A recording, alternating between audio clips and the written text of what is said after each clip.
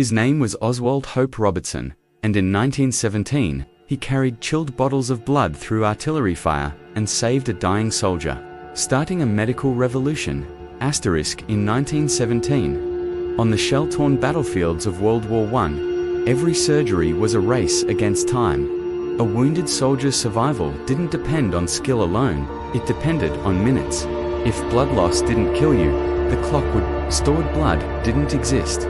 Transfusions had to be done donor to patient immediately, on the spot.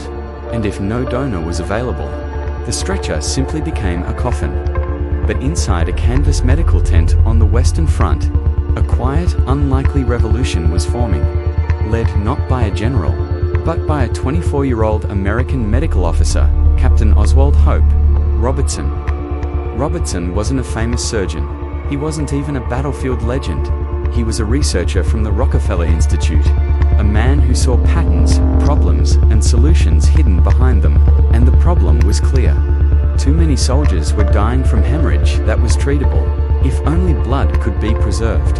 Before 1900, blood transfusion was a gamble. Nobody understood why some patients lived, while others violently rejected the transfusion. That mystery ended with the discovery of blood groups. By Karl Landsteiner in 1901, compatibility could now be predicted. But even with that breakthrough, a bigger issue remained. Blood clotted too quickly. Within minutes, it turned thick, impossible to transfuse. Robertson knew the answer wasn't better surgery. The answer was preservation, working under relentless artillery thunder. He began experimenting inside a temporary lab lit by lanterns. He used sodium citrate, an anticoagulant recently tested in Europe, to prevent clotting. Then, he chilled the blood to slow degradation.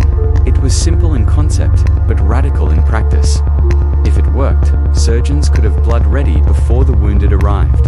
If it failed, soldiers would die with bottles of useless clot in their hands. Robertson filled glass bottles, labeled them carefully, Type O, Type A, wrapped them in cotton padding, and packed them into wooden crates filled with chipped ice.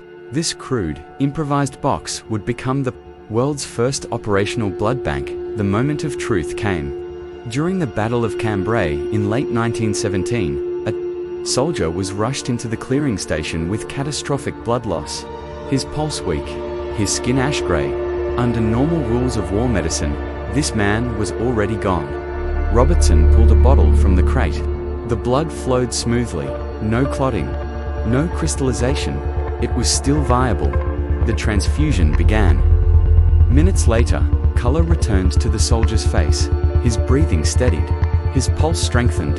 When he finally opened his eyes, he was confused. Then angry, demanding to know who had taken his rifle. That anger was life. Word spread across casualty stations. Robertson's blood saves the dying. Surgeons and medics watched mortality curves bend downward. Soldiers who would have faded out under the surgeon's lamp suddenly lived long enough for stitches, splints, and surgery to matter. For the first time in human history, blood was a portable resource, not a ticking emergency. Robertson refined the system. Standardized bottles, chilling protocols, optimal storage times, safe transport techniques, universal donor prioritization. The British Army officially recognized his work. By 1918, blood depots appeared behind the lines in France. Thousands of transfusions were performed. A medical revolution, born in a tent, spread across the entire front. When the war ended, the concept leaked into civilian hospitals. Trauma care changed overnight.